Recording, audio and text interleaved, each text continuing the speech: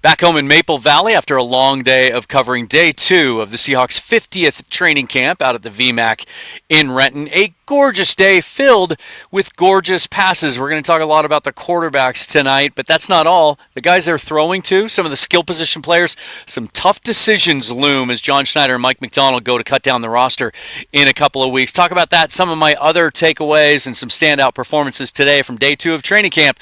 Coming up next on Seahawks Forever. Welcome to the Seahawks Forever podcast. In-depth analysis on everything Seahawks. And now, here's your host, Dan Viens. Obviously, this, not the VMAC. Out enjoying a gorgeous evening here in Maple Valley after what was a long day 2 of training camp.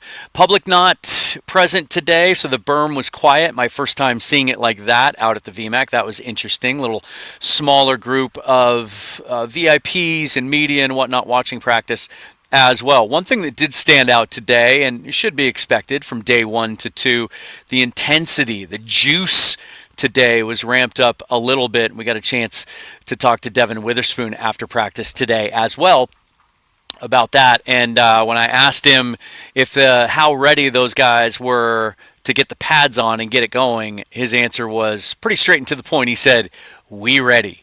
Definitely felt like there were a couple of plays where the defensive backs in particular frustrated that they couldn't go a little harder and be a little bit more physical, but also frustrated because it was another good day for the quarterbacks. I thought Sam Darnold, once again, you guys, was really outstanding. Now, he did throw his first interception of camp, and as is usually the case, much might be made of that from some people.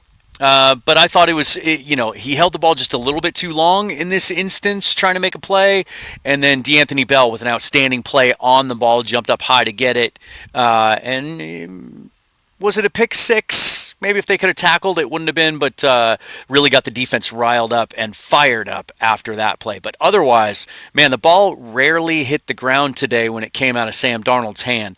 He was just building off of what I saw yesterday and what we talked about last night on the show, on time, in rhythm, accurate.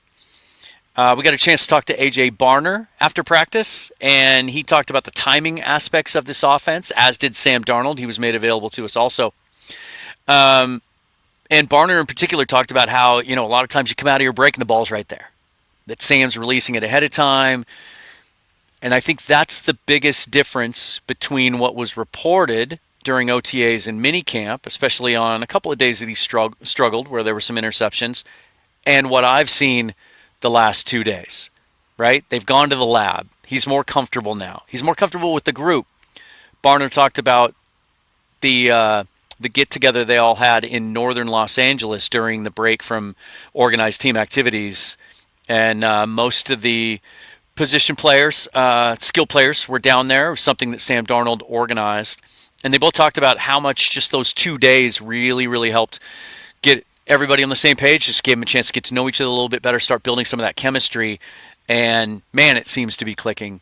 Sam Darnold and Cooper Kupp look like they've been playing together for a long time, as do Sam Darnold and JSN.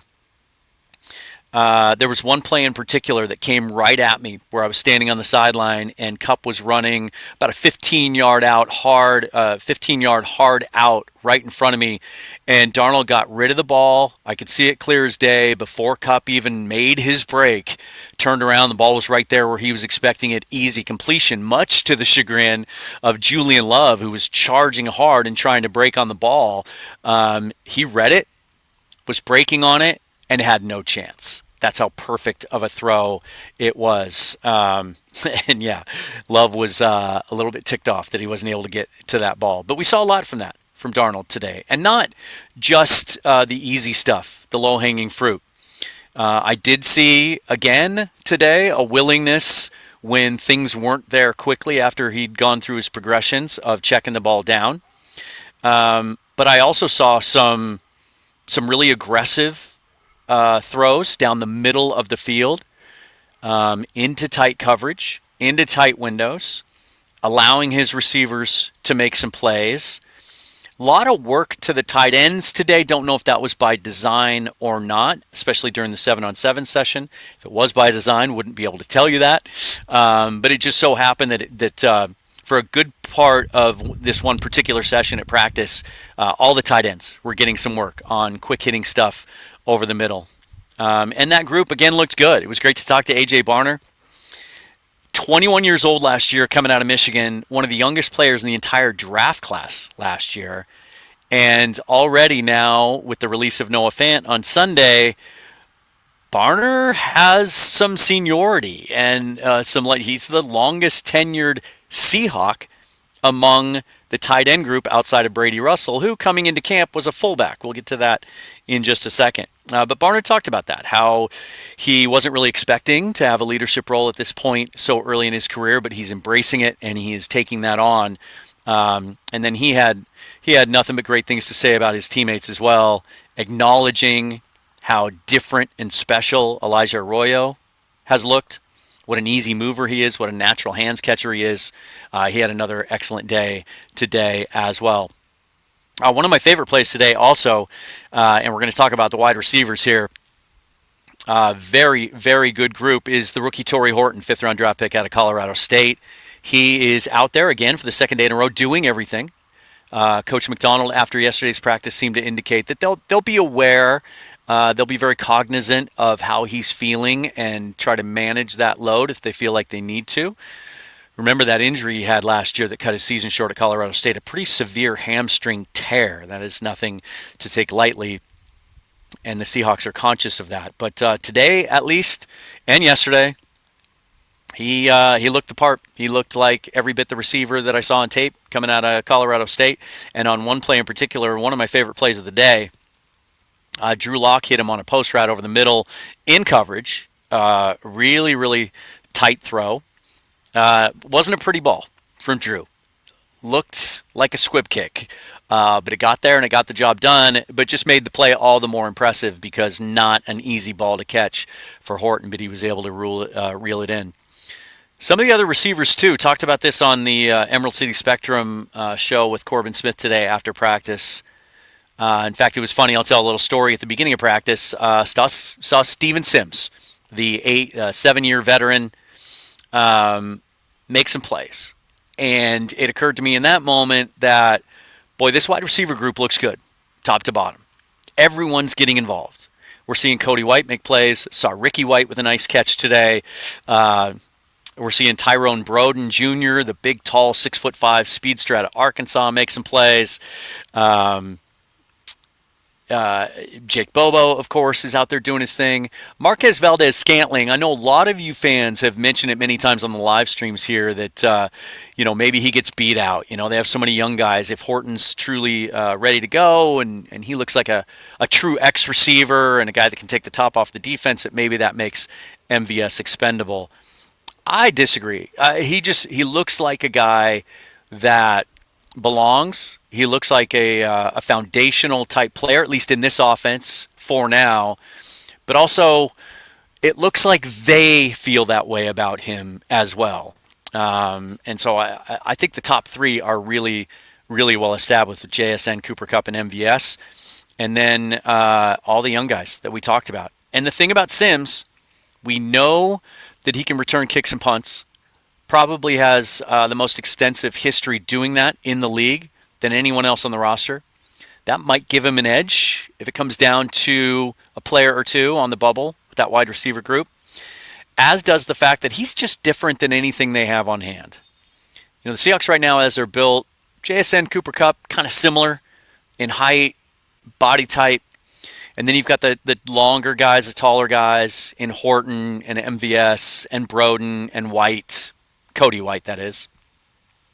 But Sims is kind of a little spark plug, shorter guy, really well put together, but really quick, short area quickness, built like a typical slot guy, and just gives him something different. Looks a lot more like D. Eskridge than he does some of the other guys that are currently on the roster. And we know how badly they wanted Eskridge to be that guy.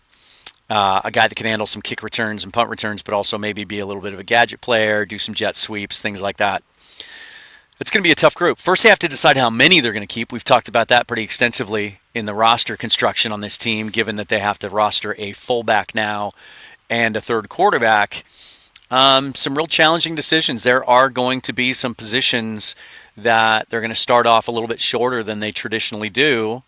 And I had kind of assumed and mentioned it many times over the last several months that I thought that might come from the wide receiver room. They have pretty consistently kept 6 on the 53-man initial roster, sometimes 7. Usually that depends on special teams contributions. And as much as Clint Kubiak doesn't quite use as many 3 wide receiver sets, or hasn't up until now in his career, the fact that he likes to use 2 and 3 tight ends and 2 backs at times, thought, well, maybe they can get by with 6, maybe even 5, depending on some of the other spots that they decide on. That's going to be some tough choices. I suspect that there will be some players from that group that are released on the cut down to 53 that catch on elsewhere because they have an opportunity to make a 53-man roster rather than go to the Seahawks practice squad. So we'll have to keep our eye on that. Before I get off the wide receivers, though, I just want to talk again about Cooper Kupp. I am not seeing a guy that is worn out, over the hill, past his prime, broken down, like many would have you believe, or would have had you believe after the move was made, trading away DK Metcalf, signing Kupp in free agency. And I know I've said this before, but it bears repeating. The way he looks right now, like as fit as you can be, but it's the cuts, man. It's how hard he's able to cut, change direction. I think I mentioned this last night, but why he hasn't, with his style of play, ever been given the nickname of Cooper Cuts or Cooper Cut, I don't know. Is it too late in his career to give him a nickname? Maybe I just did it. But he looks like the exact same player that won the Triple Crown just 3 years ago. Like, he looks dynamic and like a guy that's going to be a big contributor. And as good as he looks to my eye, if the Rams had decided to keep him around, if he was in Rams camp right now doing what he's doing, I think the narrative would be completely different. It would be more along the lines of, wow, Kupp looks like the guy that we've seen in the past. He's ready for a huge bounce back year. The Rams are inspired. They're going to be rewarded by keeping him around. But you know what? More to the Seahawks' benefit now, potentially the Rams' detriment. Although, I like the move they made pivoting to Devontae Adams, certainly. But love everything that I've seen out of that wide receiver group so far. Still no pads, still no contact. Hard to gauge some of the things happening on the offensive and defensive lines. I will say this, though. It appears to me that they are way ahead of where they were a year ago at this time as far as determining who the 5 starting offensive linemen are going to be. Mike McDonald said during minicamp he wants to settle on that sooner rather than later. He implied yesterday in some of his answers about this subject that next week when the pads come on will be huge and crucial for them to make that decision. Can't tell you the exact distribution of reps other than to say it looks like they're switching back and forth in pairs more than individually. So Ola Oluwatimi and Christian Haynes seem like they play together, as well as Jalen Sundell and Anthony Bradford, that usually those guys are swapping in and out as a pair rather than individually. But as Corbin pointed out in the segment we did on his show tonight, we did see some guard reps again out of Jalen Sundell, right guard reps, and they just continue to demonstrate how highly they think of Sundell. That they are giving him every opportunity to earn reps, playing time, a starting spot at 2 different spots now. I think they just really like the athleticism. I do. It's what caught my eye initially last year when they signed him. They signed him the same week that they brought in Connor Williams, and I thought that made some sense because they were both very similar in body composition, body style, length, athletic ability, almost identical relative athletic scores at the time. And I thought, okay, well, this is the archetype. This is the template now for what they want out of their centers, which Ola would tell me is not built that way. But he's also the incumbent and seems to be the guy getting first crack at that job. So once the pads come on next week, I think maybe we start to see some separation and some guys start to establish where they belong. Meanwhile, Gray Zabel's the guy at left guard. I mean, he's just out there, getting all the reps with the ones and looking very much like the player that I saw at the Senior Bowl. It's pretty striking to me how we're almost at a point where it feels like we're taking Gray Zabel for granted. That it's just been that easy of a transition. Not easy, but smooth and that good of a fit and that comfortable of a fit for him, which is just, music to all of our ears, right? Because that's been a troublesome spot for quite some time. So that's kind of what was happening on offense. Again, hard to gauge what's going on with the running backs, although Kenneth Walker, again, for the second day in a row, just looked quick and explosive and dynamic. But so did Zach Charbonnet today. He had more opportunities to show that off. There was one run in particular that, again, disclaimer, hard to gauge if he would have been tackled or not, but turned out to be like a 40-yard run. He looks quicker to me than he did last year or the year before. Like maybe a little bit leaner and just kind of looks like he has a little bit more juice. Those guys know. They see what's happening around him, right? And they see that, I've got Kenny McIntosh right on my heels. George Halani, who they kept around for a second year. I saw what he did last year in the preseason. Oh, they drafted Damian Martinez in the 7th round. And Corbin and I were talking about it again yesterday. Like, that guy looked like a 3rd or 4th rounder at worst to both of us. I've been a huge fan of Martinez dating all the way back to the time that he was at Oregon State before he transferred to Miami. And I think the reason he went in the 7th round just speaks to the depth of the running back class. Also to some challenges that he has catching the football. There was some of that today, not in any of the reps I saw, but in speaking to some other people. He had a couple of bad drops today in the passing game. He just wasn't called on to do that very often at either Oregon State or Miami. Even as much as they threw the ball at Miami with Cam Ward, they didn't do much of it to the running backs, and so he didn't get many opportunities. It's something he's going to have to work on. And, that's one area where, as much as I like him and I've projected him to make the roster at certain times throughout the process, Kenny McIntosh, he's pretty accomplished at that. We saw that career at Georgia where he was essentially an extra wide receiver coming out of that backfield and a really natural pass catcher, and it's just been, again, called on to do it more often, and so he's going to be more comfortable in pass protection and some of those calls and line checks and everything else. Damian Martinez, to make this roster, it looks like to me, is going to have to be, no pun intended, a beast this preseason running the football. He's going to have to show some serious production as a runner. He's capable. 60% of his yards last year at Miami after contact, in order to make that 53-man roster, given the learning curve and the development curve still ahead of him when it comes to being part of the passing game. On defense, I feel like this is going to be kind of a theme from day to day, at least until the pads come on. There's only so much you can see without them being able to hit. The DBs have to be careful about making contact. The linemen can't tackle.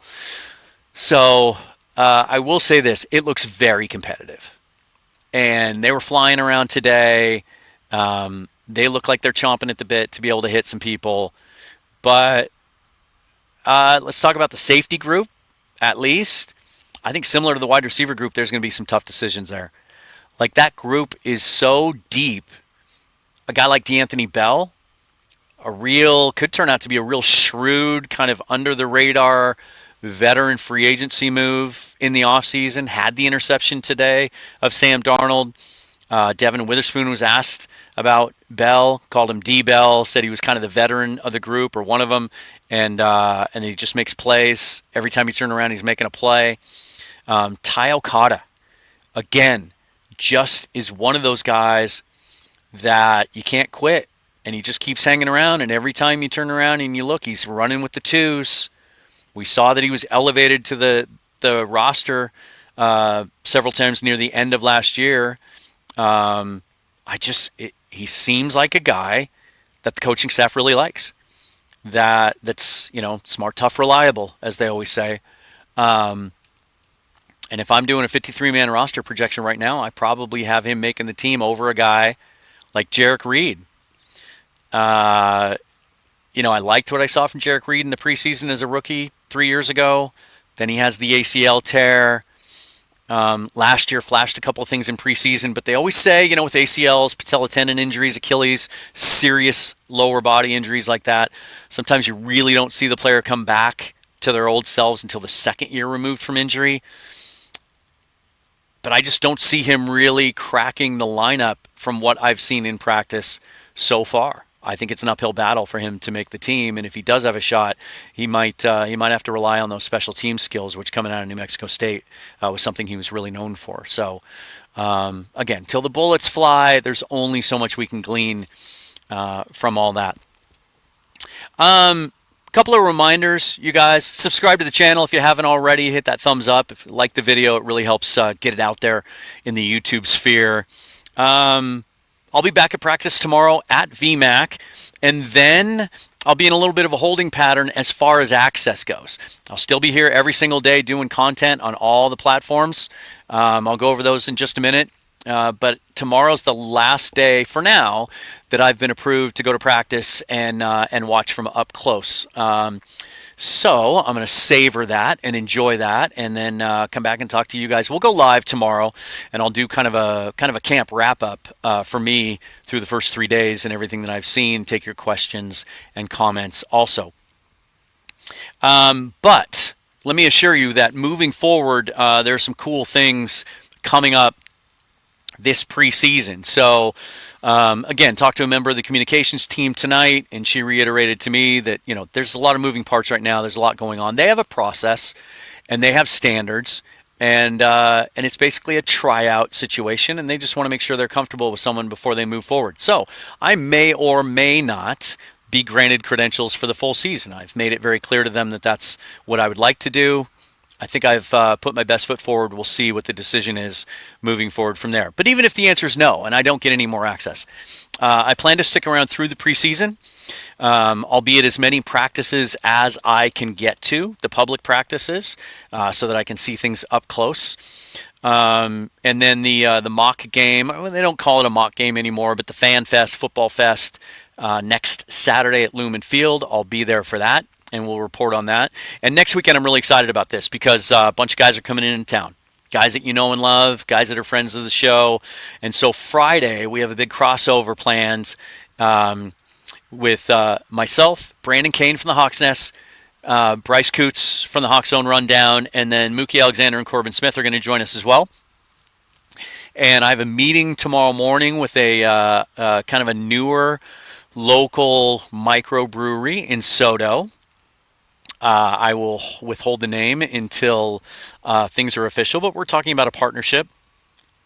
And one of the things we're going to discuss is maybe doing a live show from there. And so that would be on Friday, August 1st. So make a little note of that, and certainly keep an eye on the Twitter and the YouTube channel, Patreon. I'll put out a blast wherever I communicate with you and let you know as soon as we get that locked down. But that'll be the plan. If I don't get full access to Shihiro, I'll at least stay through the preseason, try and get as much content as I can from up close before heading back and joining the fiance. But until then, for now, I'm just enjoying every minute of it. It's been really great. It's been great to meet some of the guys I've had on the show, some of the other media members. Got to finally introduce myself in person today to Michael Sean Dugar and Bob Condota, and yesterday it was Greg Bell and Rob Rang. Got to meet him and chat with him a little bit. That was great.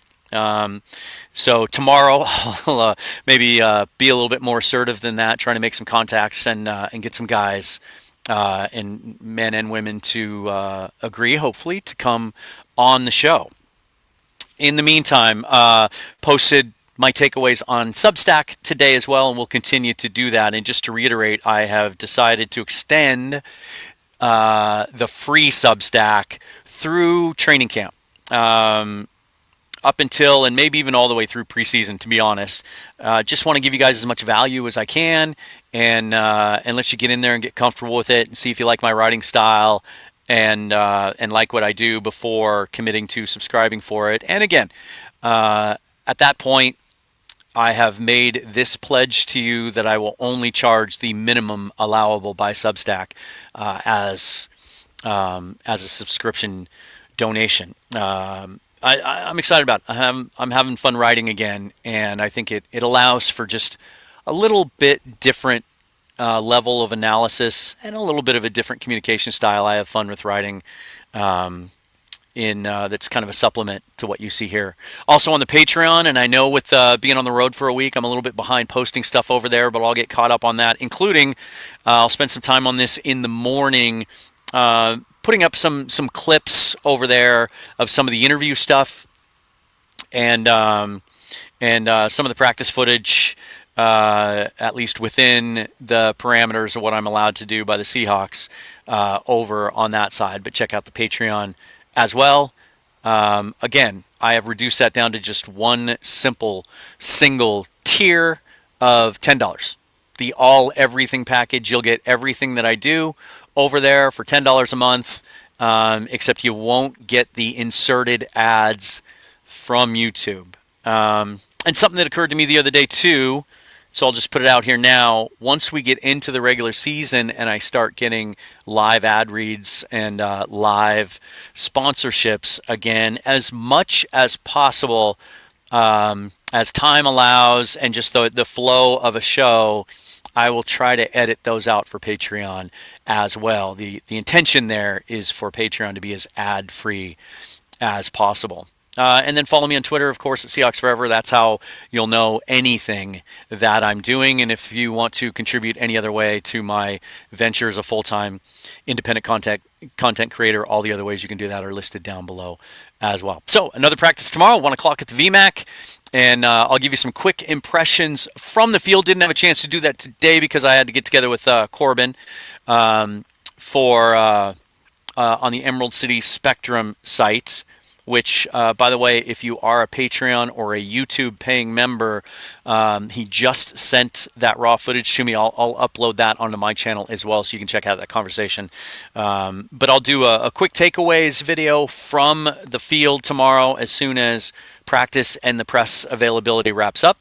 And then we'll do a live show tomorrow, taking your questions and comments and wrapping up my experience at the VMAC. And then fingers crossed that I'll get more access moving forward. But there will certainly at least be a break and some time to evaluate and assess, and then hopefully a meeting at some point where we can talk about that possibility before I have to make a decision on whether to stay here or head back. So thanks for watching, you guys. Really appreciate all the support. If any of you are heading out to the berm tomorrow and you see me walking by your side, say hey. We'd love to meet you and shake your hand. Until then, forever and always, go Hawks. Thanks for watching the channel. We'll see you tomorrow.